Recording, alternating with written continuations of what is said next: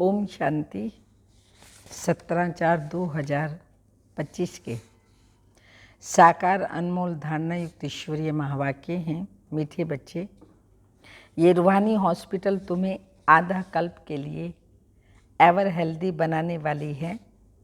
यहाँ तुम देही अभिमानी होकर बैठो।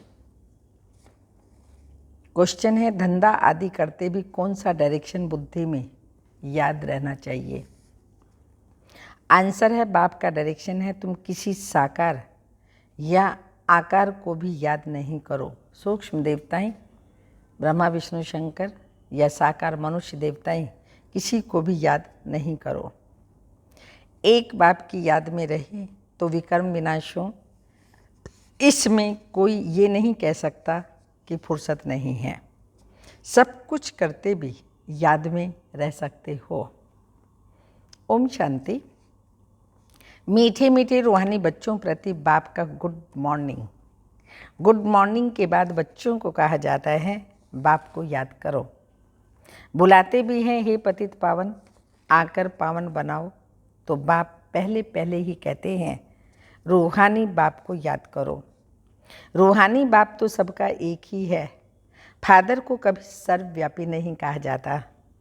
तो जितना हो सके बच्चे पहले पहले बाप को याद करो। कोई भी साकार व आकार को याद नहीं करो सिवाय एक बाप के।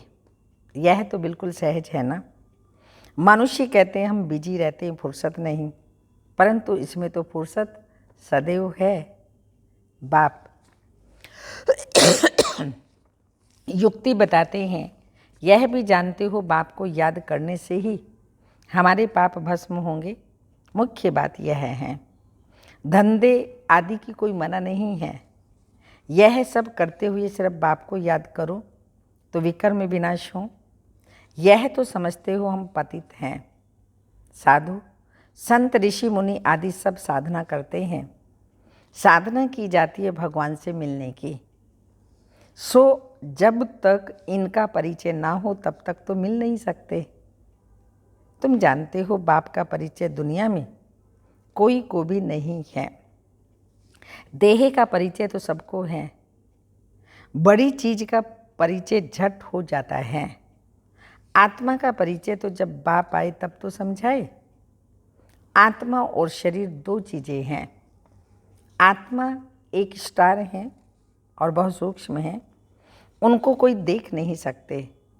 तो यहाँ जब आकर बैठते हो तो देही अभिमानी होकर बैठना है। यह भी एक हॉस्पिटल है ना, आधा कल्प के लिए एवर हेल्दी होने की। आत्मा तो अविनाशी है, कभी विनाश नहीं होती। आत्मा का ही सारा पार्ट है। आत्मा कहती है मैं कभी भी विनाश को नहीं पाती।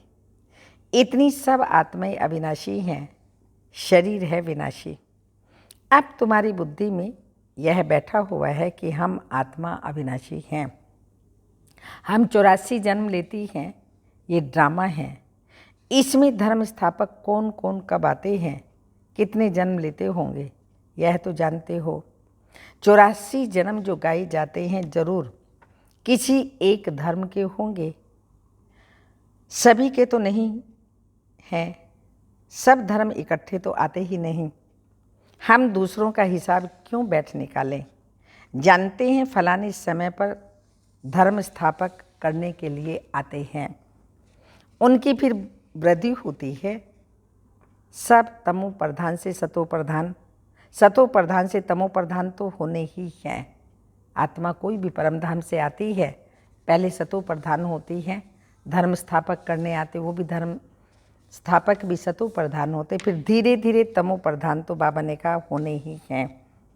दुनिया जब तमो प्रधान होती है तब फिर बाप आकर सतो प्रधान सत्युग बनाते हैं। अभी तुम बच्चे जानते हो हम भारतवासी ही फिर नई दुनिया में आकर राज्य करेंगे और कोई धर्म नहीं होगा। तुम बच्चों में भी जिसको ऊंच मर्तबा लेना है वह जास्ती याद करने का पुरुषार्थ करते हैं और समाचार भी लिखते हैं कि बाबा हम इतना समय याद में रहता हूँ। कहीं तो पूरा समाचार लज्जा के मारे देते ही नहीं, समझते हैं बाबा क्या कहेंगे, परंतु मालूम तो पड़ता है ना। स्कूल में टीचर स्टूडेंट को कहेंगे ना कि तुम अंदर पढ़ेंगे नहीं, अगर तुम पढ़ेंगे नहीं तो फेल हो जाएंगे। लौकिक माँ बाप भी बच्चों की पढ़ाई से समझ जाते हैं यह तो बहुत बड़ा स्कूल है, यहाँ तो नंबरवार बिठाया नहीं जाता, बुद्धि में समझा जाता है, नंबरवार तो होते हैं ना। अब बाबा अच्छे अच्छे बच्चों को कहाँ भेज देते हैं, वह फिर चले जाते हैं तो दूसरे लिखते हैं हमको महारत ही चाहिए, तो ज़रूर समझते हैं वह हमसे होशियार नामी ग्रामी है, नंबरवार तो होते हैं ना। प्रदर्शनी में भी अनेक प्रकार के आते हैं, तो गाइड्स भी खड़े रहने चाहिए जांच करने के लिए। रिसीव करने वाले तो जानते हैं ये किस प्रकार का आदमी है, तो उनको फिर इशारा करना चाहिए कि इनको तुम समझाओ, तुम भी समझ सकते हो। First grade, second grade, third grade सब हैं, वहाँ तो सबकी सर्विस करनी ही है। कोई बड़ा आदमी है तो ज़रूर बड़े आदमी की खातिरी तो सब करते ही हैं, वह ये कायदा है। बाप अथवा टीचर बच्चों की क्लास में महिमा करते हैं, यह भी सबसे बड़ी खातिरी है। नाम निकालने वाले बच्चों की महिमा अथवा खातिरी की जाती है, ये फलाना धनवान है, रिलीजियस माइंडेड है, यह भी खातिरी है ना।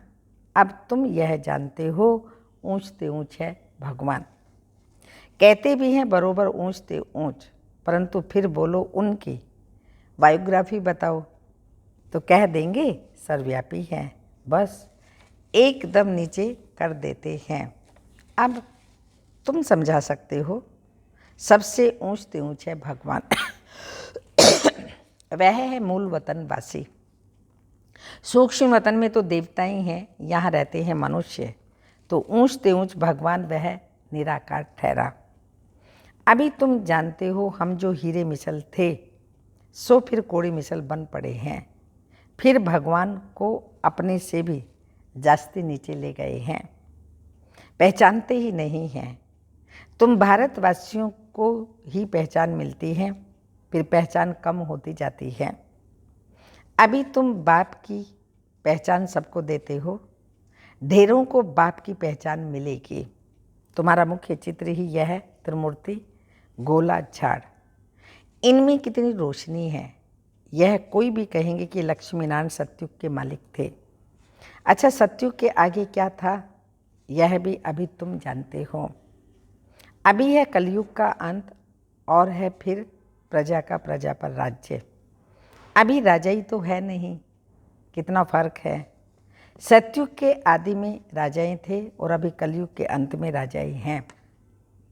भल कोई वह पावन नहीं है, परंतु कोई पैसा देकर भी टाइटल ले लेते हैं। महाराजा तो कोई है नहीं, टाइटल खरीद कर लेते हैं। जैसे पटियाला का महाराजा, जोधपुर बीकानेर का महाराजा, नाम तो लेते हैं ना। यह नाम अविनाशी चला आता है। पवित्र पहले महाराजाएं थे, अभी अपवित्र राजा महाराजा अक्सर चला आता है। इन लक्ष्मी नारायण के लिए कहेंगे सतयुग के मालिक थे।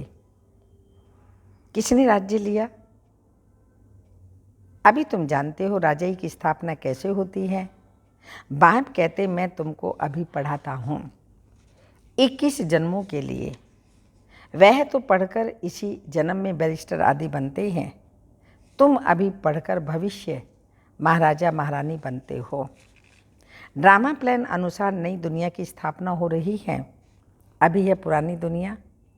भल कितने भी अच्छे अच्छे बड़े महल हैं, परंतु हीरे जवाहरात के महल तो बनने की कोई हीरे जवाहरात महल बनाने की तो कोई की ताकत ही नहीं। सतयुग में ये सब हीरे जवाहरात के महल बनाते हैं ना, बनाने में कोई देरी थोड़ी लगती है। यहाँ भी अर्थक्वेक आदि होती है तो बहुत कारीगर लगा देते हैं, 1-2 वर्ष में सारा शहर खड़ा कर देते हैं। नई दिल्ली बनाने में करके 8-10 वर्ष लगे, परंतु यहाँ के लेबर और वहाँ के लेबर्स में तो फर्क रहता है ना। आजकल तो नई नई इन्वेंशन भी निकालते रहते हैं। मकान बनाने की साइंस का भी जोर है। मकान बनाने की इन्वेंशन निकालते रहते हैं, तो बाबा ने कहा साइंस का भी जोर है, सब कुछ तैयार मिलता है, झट फ्लैट तैयार, बहुत जल्दी जल्दी बनते हैं। तो यह सब काम में तो आते हैं ना, ये सब साथ चलने हैं, संस्कार भी साथ रहते हैं ना। यह साइंस के संस्कार भी चलेंगे तो अब बाप बच्चों को समझाते रहते हैं, पावन बनना है तो बाप को याद करो। बाप भी गुड मॉर्निंग कर फिर शिक्षा देते हैं, बच्चे बाप की याद में बैठे हो, पूछ रहे हैं बाबा, सबको बाबा याद है? चलते फिरते बाप को याद करो, क्योंकि जन्म जन्मांतर का सिर पर बोझा है। सीढ़ी उतरते उतरते 84 जन्म लेते हैं, अभी फिर एक जन्म में चढ़ती कला होती है। जितना बाप को याद करते रहेंगे उतना खुशी भी होगी, ताकत मिलेगी। बहुत बच्चे हैं जिनको आगे नंबर में रखा जाता है, परंतु याद में बिल्कुल रहते नहीं। भल ज्ञान में तीखे हैं, परंतु याद की यात्रा है नहीं। बाप तो बच्चों की महिमा करते हैं, यह भी नंबर 1 में है। जरूर मेहनत भी करते होंगे। तुम हमेशा समझते हो, शिव बाबा ही समझाते हैं, तो बुद्धि योग वहाँ लगा रहेगा। यह भी सीखता तो होगा ना, फिर भी कहते हैं बाबा को याद करो।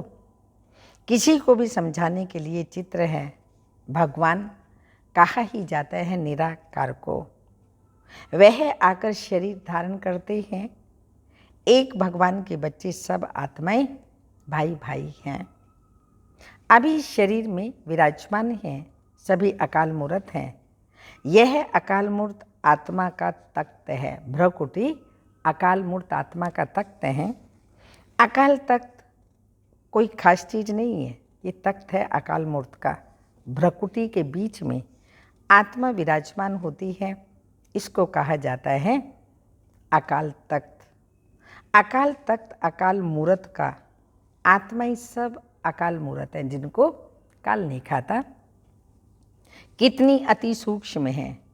बाप तो निराकार हैं, वो अपना तख्त कहाँ से लाए? तो बाप कहते हैं मेरा यह तख्त है, मैं आकर इस तख्त का लोन लेता हूँ। ब्रह्मा के साधारण बूढ़े तन में अकाल तख्त पर आकर बैठता हूँ। अभी तुम जान गए हो, सब आत्माओं का यह तख्त है। मनुष्यों की बात की जाती है, जानवरों की तो बात ही नहीं।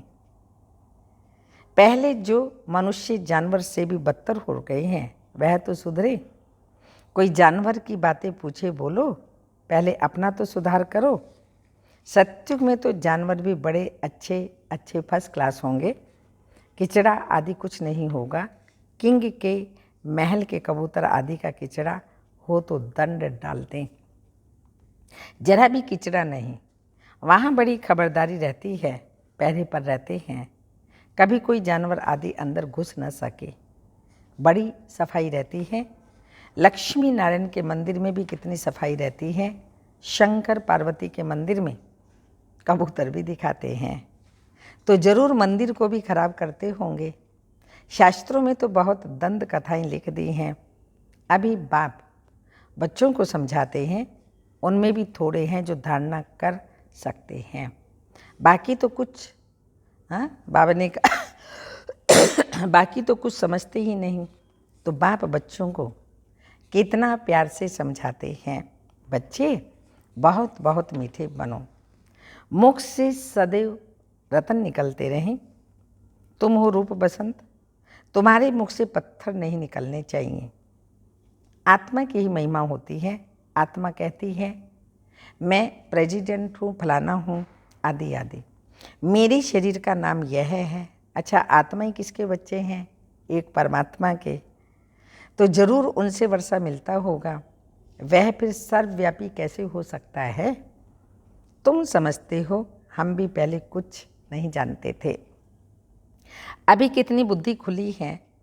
तुम कोई भी मंदिर में जाएंगे, समझेंगे यह तो सब झूठे चित्र हैं। 10 भुजाओं वाला हाथी की सूंड वाला कोई चित्र होता है क्या? ये सब भक्ति मार्ग की सामग्री है। वास्तव में भक्ति होनी चाहिए एक शिव बाबा की, जो सबका सदगति दाता है। तुम्हारी बुद्धि में है ये लक्ष्मी नारायण भी 84 जन्म लेते हैं, फिर ऊंचते ऊंच बाप ही आकर सबको सदगति देते हैं। उनसे बड़ा कोई है ही नहीं। ये ज्ञान की बातें तुम्हारे में भी नंबरवार धारणा कर सकते हैं। धारणा नहीं कर सकते तो बाकी क्या काम के रहे। कोई तो अंधों की लाठी बनने के बदले अंधे बन जाते हैं। गऊ जो दूध नहीं देती तो उसे पिंजरपुर में रखते हैं। यह भी ज्ञान का दूध नहीं दे सकते हैं। बहुत हैं जो कुछ पुरुषार्थ नहीं करते, समझते ही नहीं कि हम कुछ तो किसका कल्याण करें। अपनी तकदीर का ख्याल ही नहीं रहता। बस जो कुछ मिला सो अच्छा, तो बाप कहेंगे इनकी तकदीर में नहीं है। अपनी सदगति करने का पुरुषार्थ तो करना चाहिए। देही अभिमानी बनना है तो बाप कितना ऊंचते ऊंच है, और आते भी देखो कैसी पतित दुनिया पतित शरीर में है। उनको बुलाते ही हैं पतित दुनिया में जब रावण बिल्कुल ही भ्रष्ट कर देते हैं, तब बाप आकर श्रेष्ठ बनाते हैं। जो अच्छा पुरुषार्थ करते हैं वह राजा रानी बन जाते हैं। जो पुरुषार्थ नहीं करते वो गरीब बन जाते हैं। तकदीर में नहीं है तो तदबीर भी कर नहीं सकते। कोई तो बहुत अच्छी तकदीर बना लेते हैं। हर एक अपने को देख सकते हैं कि हम क्या सर्विस करते हैं। अच्छा, मीठे मीठे सिक्की लदे बच्चों प्रति माता पिता बाप दादा का याद प्यार। Good morning, diamond morning. रूहानी बाप की रूहानी बच्चों को नमस्ते। हम रूहानी बच्चों की रूहानी माता पिता बाप दादा को याद प्यार। गुड मॉर्निंग, डायमंड मॉर्निंग, ओम नमस्ते। धारणा के लिए मुख्य सार हैं। रूप बसंत बन मुख से सदैव रतन निकालने हैं। बहुत बहुत मीठा बनना है। कभी भी पत्थर यानी कटु वचन नहीं निकालना है। सेकंड पॉइंट, ज्ञान और योग में तीखा बन आत्मा और दूसरों का कल्याण, अपना और दूसरों का कल्याण करना है। अपनी ऊंच तकदीर बनाने का पुरुषार्थ करना है। अंधों की लाठी बनना है। वरदान, त्रिस्मृति स्वरूप का तिलक धारण करने वाले संपूर्ण विजयी भव। स्पष्टीकरण, स्वयं की स्मृति यानी आत्मा की स्मृति, बाप की स्मृति और ड्रामा के नॉलेज की स्मृति, इन्हीं 3 स्मृतियों में सारे ज्ञान का विस्तार समाया हुआ है। नॉलेज के वृक्ष की यह 3 स्मृतियां हैं। जैसे वृक्ष का पहले बीज होता है, उस बीज द्वारा 2 पत्ते निकलते हैं, फिर वृक्ष का विस्तार होता है। ऐसे मुख्य है बीज बाप की स्मृति, फिर 2 पत्ते अर्थात आत्मा और ड्रामा। 2 पत्ते अर्थात आत्मा और ड्रामा की सारी नॉलेज।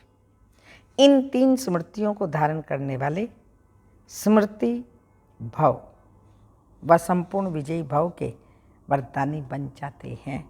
स्मृति भव व विजयी संपूर्ण विजयी भव के वरदानी बन जाते हैं। स्लोगन, प्राप्तियों को सदा सामने रखो तो कमजोरियां सहज समाप्त हो जाएंगी। प्राप्तियों को सदा सामने रखो तो कमजोरियां सहज समाप्त हो जाएंगी। अव्यक्त इशारे, कंबाइंड रूप की स्मृति में सदा विजयी बनो। संगम युग पर ब्रह्मा कुमार कुमारी अकेले नहीं हो सकते। सिर्फ बाप के साथ का अनुभव, कंबाइंड पन का अनुभव इमर्ज करो। ऐसे नहीं बाप तो है ही मेरा, साथ है ही नहीं। साथ का प्रैक्टिकल अनुभव इमर्ज हो तो यह माया का वार नहीं होगा। माया हार खा लेगी। सिर्फ घबराओ नहीं, क्या हो गया, हिम्मत रखो। बाप के साथ को स्मृति में रखो तो विजय आपका जन्म सिद्ध अधिकार है। ओम शांति।